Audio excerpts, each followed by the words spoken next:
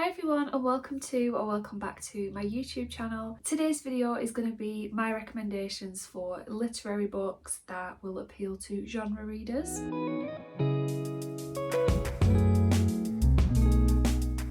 I'll start with a bit of a disclaimer. When I think of the word literary, I think better writing, more focus on like characters or themes, more vibes than plot. There might be some books here that you don't think are literary, but according to Storygraph, all of these books do have literary as one of their like tagged genres, so we're just going to go with that today. And I've kind of sectioned it off into different genres. So I've got some that are more horror leaning, I've got some that are more sci-fi dystopia leaning, there's a couple of classics in here, there's some more contemporary historical stuff that would appeal to like your mystery, crime, thriller type reader. So hopefully there's a little bit of something for everybody, and let's just get on with it because I think there's over 30 books here. So I'm going to start with the books that are more like mystery thriller leaning. So I'm going to start with My Husband by Maud Ventura. So this book is essentially a character study of this woman who is obsessed with her husband. We're very much in her mind, learning more and more about her character and just how deep that obsession is. I just found this a really captivating, engaging story, and I just really enjoyed reading from the perspective of a very unhinged woman. Next up is Elena Knows by Claudia Pinheiro. This is translated from, I think, Spanish by Francis Riddle. So in this book we're following Elena, who has Parkinson's disease. Her daughter's recently passed away and her death was ruled to be a suicide, but Elena is really struggling to accept that her daughter would have done that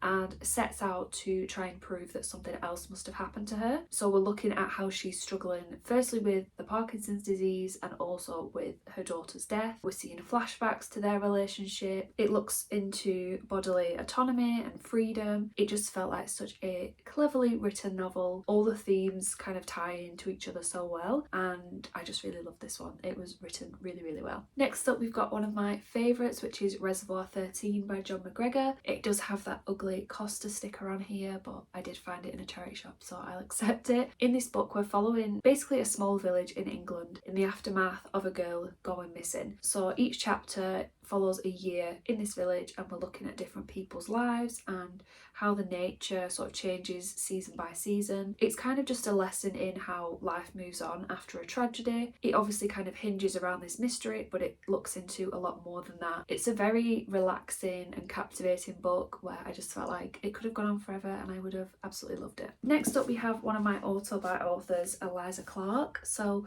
we'll first talk about Boy Parts. This was her debut novel. The main character in this book is very interesting. Her name's Irina. She's recently just been given some time off work and she's going to be putting together an exhibition for an art gallery. But Irina basically just takes very strange photos of average looking men naked. And as you learn more about Irina, you learn that she's not a very nice person, but everyone just kind of idolises her. It's a very funny book. It has a lot of British humour. I think it's set in Newcastle. You see how Irina is just so toxic to everyone that she's around, but they just adore her, and I kind of felt the same way. And then next we have Penance, also by Eliza Clark. This one is a fictionalised true crime account, so it's written as if it's a true crime book, but it's completely fictionalised, and it's basically telling the story of this girl's murder by a group of teenage girls that were supposedly her friends. It talks a lot about toxic female friendships, about internet culture, and it also has obviously a lot of commentary about true crime, the ethics of that, and I think it was just really well put together. Next up we have the OG literary crime book. This is The Secret History by Donna Tartt. This for me is where dark academia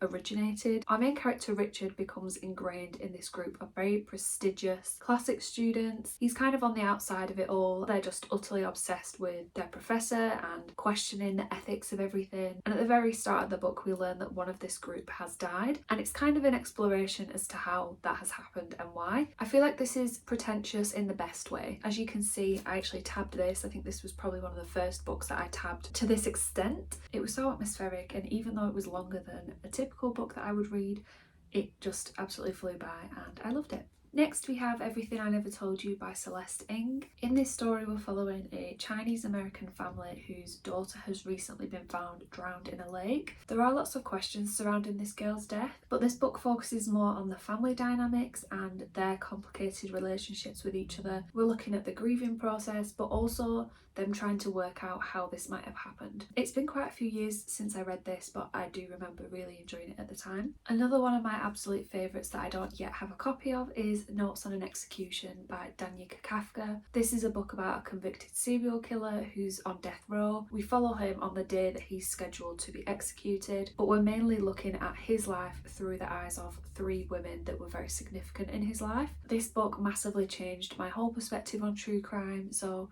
this was like a pivotal book for me. It was beautifully written, it made me cry, and I really do want to reread it one day. It's one of my absolute favourites. And then last up in this category is Night Shift by Kia Bladner, I think. This one is definitely more literary than some of the others I've mentioned so far. We're basically following this main character who is obsessed with another woman to the point where she changes her whole life to sort of fit her work schedule. We look at how that affects her existing relationships and just how she kind of goes about her life. The reason I've put it in this category is because it's like a serious toxic obsession, but it's definitely like low plot, all vibes.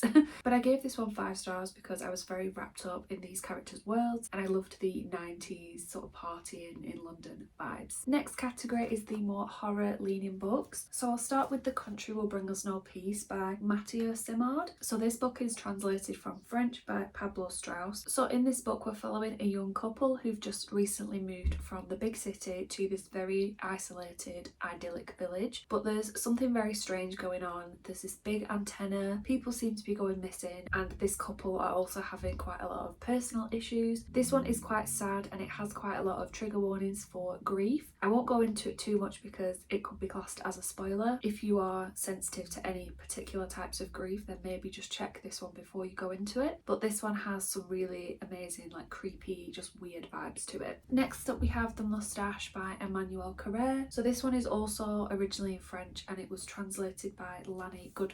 So in this book we're following a man who decides to shave his mustache off one morning, and basically nobody in his life notices that he's done this and it sends him into a massive spiral. I just love this book because you really don't know who is a reliable character in this story. It really does take you on a huge journey with this character, and it has a great ending as well. Next we have Our Wives Under the Sea by Julia Armfield. This is a story about a woman who goes on a deep sea expedition and comes back a very different kind of person, and the effect that this has on her wife both during the time that she's away and after she returns. I went into this book kind of expecting a deep sea mystery, and that wasn't what I got, but I still really loved it. It's more of a study of these characters and their relationship, and it's really sad. I actually cried at the end. It's such a beautifully written love story, and I definitely need to read more from this author. Another one that I'm going to throw in here is A Short Stay in Hell by Stephen L. Peck. I always thought that this was a horror book, but I've seen it more categorised as like magical realism sci-fi. In this book we're following a very religious man who has passed away and woken up in a very specific version of hell, where he's in a library that's full of every book that could ever possibly have been written in the universe, and he has to find the book that tells his life story before he can go on to heaven. The reason that I find this really horrifying is because it gave me such a big sense of dread. It was really thought-provoking, I couldn't stop thinking about it, and it was just the most terrifying concept to me. I gave it 5 stars, it was one of my best books of last year and I adore it. Another one of my favourites from last year is Any Man by Amber Tamblyn. This is a book about a serial female sex offender who violently attacks random men. It's kind of a mixed media book where a lot of it is told in prose, but some of it is also poetry, some of it is transcripts from radio shows, there's also social media posts, so it's told in a very interesting way, and it's more about the effects that the sexual assaults have had on these people than it is about trying to find who this woman is. It was definitely very hard to read because, as you can imagine, it's a very hard-hitting subject, but it was just expertly done. And then last in this category for me is one that I did not expect to be a horror, but it's definitely very horrifying. This is Earthlings by Sayaka Murata. This is a Japanese book which has been translated by, I think it's Ginny Tapley Takamori. So this book starts with a young girl called Natsuki who feels like she's an alien dropped onto Earth because she doesn't relate to any of her fellow humans. Natsuki goes through some pretty horrific experiences as a child, and then we start to follow her as an adult. She's in a loveless marriage, but she ends up reuniting with one of her cousins who she hasn't seen since she was a child. This book honestly is crazy. It goes in such an unexpected direction, and it was honestly one of the most bizarre books I've ever read, but I gave it 5 stars because I was just so shocked and surprised and horrified all at the same time. The next category is the more sci-fi dystopia leaning stuff. So I'm going to start off with Out There by Kate Fogg. This is a collection of short stories that are all kind of dystopia sci-fi leaning. I really enjoyed every single story in here. They were really well written, and a lot of them reminded me of episodes of Black Mirror. So if you're into Black Mirror, then I would definitely recommend this one. Next we have Migrations by Charlotte McConney. This book is set in the near future in a world where lots of different animals have become extinct. Our main character is basically fascinated with this specific type of birds, and she really wants to follow them on their migration path across the world. This story looks at found family, it looks at grief, it also just explores the power of nature, and I just absolutely loved it. I sobbed my heart out at the end. Charlotte McConney is just such a well-loved author at the minute. She's got a couple of other books that I believe are quite similar, so I will definitely be reading those as well. Then another kind of climate disaster book is How High We Go in the Dark. I'm not sure how to say this author's name, but I think it's Sekuo Nagamatsu. I'm sorry if I completely butchered that. This book is written in a very interesting way. It's written in short stories that are kind of interconnected, that let us into lots of different aspects of this new world. There's lots of new businesses that have risen up, such as theme parks for terminally ill children and these massive funeral parlours. So we get to follow different people involved with them, and then it just becomes this like huge story, and it was so good. It went a lot bigger than I was expecting, but I think if I read it back now, I'd probably appreciate it even more. Next up is Piranesi by Susanna Clarke. I do have a copy of this somewhere. I think it's probably downstairs. Just can't be bothered to go and get it. This one is an interesting like dark academia magical realism book about this guy called Piranesi who spends his days just wandering around this labyrinth. We get to read his diary, and it's all very mysterious as to why he's there, what's actually going on. The way that it kind of reveals itself was so interesting. It just felt really clever, and Piranesi as a character is just absolutely adorable. Next up we have Severance by Ling Ma. This is a book about again, a near future society where there's been like a zombie kind of apocalypse, but not like your traditional Walking Dead type zombies. We're following this main character called Candice, who basically just works in this corporate setting right up until the last minute. It's more of a character study about her and her place in the capitalist society, how she struggles with her Chinese American identity and finding her place within that. I read this not long after the COVID-19 pandemic, so it was really interesting to read this just after and see kind of how accurate she really was. Next up is a book that made me absolutely sob, and this is Flowers for Algernon by Daniel Keyes. In this book we're following a guy called Charlie. I'm not sure if they officially diagnose him in this book. It seems that he has quite severe learning difficulties. They describe him as having quite low intelligence. Scientists have been testing some sort of research on mice to see if they can increase their intelligence, and they decide to try out this operation on Charlie. However, this mouse called Algernon, who'd gone through a similar procedure, has started becoming really unwell. So we're left wondering what's going to happen to Charlie now. This book just made me cry so hard. It was really, really sad, but it was very thought-provoking, very well written. There's also quite a nice love story in here. I gave it 5 stars, and I will probably like to read this again someday. And then last in this category is Never Let Me Go by Kazuo Ishiguro. I'm not sure how much I should say about this book without it being a spoiler, but we're following a group of students who are in a very strange school. There's quite a lot of mystery around it, and we're following them both as children and also as adults. And as we start to learn more, it has this kind of dark twist to it. I have read another Kazuo Ishiguro that I didn't love, but this one I gave 4 stars because I really liked looking at the relationships that these characters had with each other, and I found the world really interesting in this as well. And then while we're on the topic of dystopian sci-fi stuff, I thought I would throw in a couple of classics that you'll already have heard of, but just to remind you, we've got 1984 by George Orwell, which is the ultimate OG dystopia. I loved this book when I read it back when I was in college. This is the book where the term Big Brother was originated, I believe, and it's just such a dark and miserable world to read about, but it's so fascinating. And then by the same author, we've got Animal Farm, which is more of a political novella. I want to say the word allegory, but I'm not sure if that's correct. This book is basically a commentary on politics, but using farm animals as characters, and it's a very accessible and interesting way to tell this story. I wouldn't say that this is like dystopia, but I just thought I would throw it in with 1984. On a similar vein to 1984, I would recommend Brave New World by Aldous Huxley. This is more of an envisioning of society based on pleasure. So the people in this society are constantly pursuing joy, pleasure, and kind of just trying to eradicate anything negative.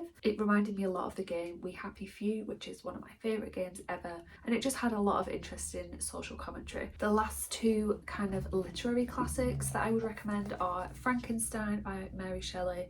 This could also be classed as like a horror. I feel like it's more sci-fi leaning. Obviously this is the classic story of Frankenstein and his monster. I found this surprisingly accessible and easy to read considering it was published in like the 1800s. It had really beautiful nature writing, it had lots of commentary about what makes a human, the nature versus nurture argument, and for someone who's very intimidated by classics, this was just the perfect way to start getting into them. And then the last kind of classic book is One Flew Over the Cuckoo's Nest by Ken Kesey. This follows a group of men who have been institutionalized for having mental illnesses. It's written in a really fascinating way where there's lots of different like metaphors and humour to kind of mask the horror of what's going on. It was surprisingly funny but also very tragic as well. Again, this is another book that I thought would be really intimidating, but it just really worked for me. Another kind of easy to get into classic. And then the final stack is just kind of everything else. So I class this as like contemporary slash historical, which I know is a bit of a juxtaposition, but I don't really know how else to describe these. So first off, we've got Dolly Alderton's Good Material.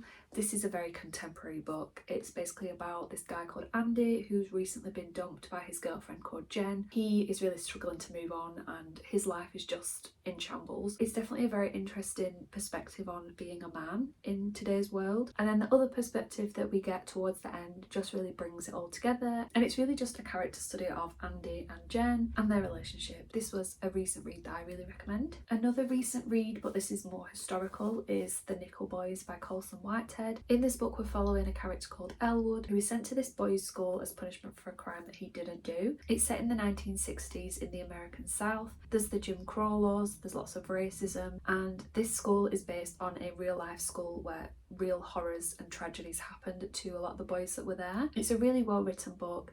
It's very sad obviously, and it's even more sad to think that this was a real place where these things actually did happen. Definitely a very hard book to read, but again, one that I would recommend. Another one that's a little bit more sad is The Death of Vivek Oji by Akwake Emeze. This book is set in Nigeria, I think mainly in the 80s and 90s, and obviously at the start of the book we know that Vivek Oji is dead. This book talks a lot about Nigerian culture and family and how they are grieving Vivek's death. Also looking back on Vivek's life, there are some LGBTQ plus themes in this book, and it's a book that just absolutely destroyed me by the end. Next is a couple of books again by the same author. So I did intend to pick up Normal People and Conversations with Friends, but I've accidentally found Beautiful World Where Are You, which I actually DNF'd, so I'm not as interested in her newer stuff, but Normal People was a 5-star for me. Such a good love story. I was just obsessed when I read it, and I did also really enjoy Conversations with Friends, which is more of a complicated love story where somebody starts having a relationship with a married man who's a lot older than her, but I did enjoy that one as well. Like I said, I can't really recommend her newer stuff because I DNF'd this one last year and I don't think I'm really interested in reading Intermezzo. And then lastly, this is probably one of my favourite books ever. It's My Dark Vanessa by Kate Elizabeth Russell. This is a very, very upsetting book about a girl who, when she was 15, started a relationship with her English teacher who was in his 40s. I say started a relationship, I mean he basically groomed her and made her feel that they were in a relationship. So we're following Vanessa during that time when this happened, and then later in her 30s when the teacher is accused of sexually abusing another student, and she has to come to terms with the fact that this was actually an abusive situation that she was in. It's very thought-provoking, it's beautifully written, it's very sensitively done, but it did leave me in like a complete state of book hangover, like grief. It gives you such a great understanding of victims of this kind of abuse and how perpetrators can be so manipulative and really control how their victims perceive what's happening to them. Absolutely amazing book. And that is all the books for you today. I hope you've enjoyed this video and I hope you found at least one book that you're now interested in reading. Please don't berate me in the comments saying that these aren't literary because Some of them probably are, but they're just the more literary ones that I've read personally. So yeah, if you did enjoy this video, please give it a like so that I know. Leave a comment, subscribe if you want to see more, and I'll hopefully see you in my next video. Bye!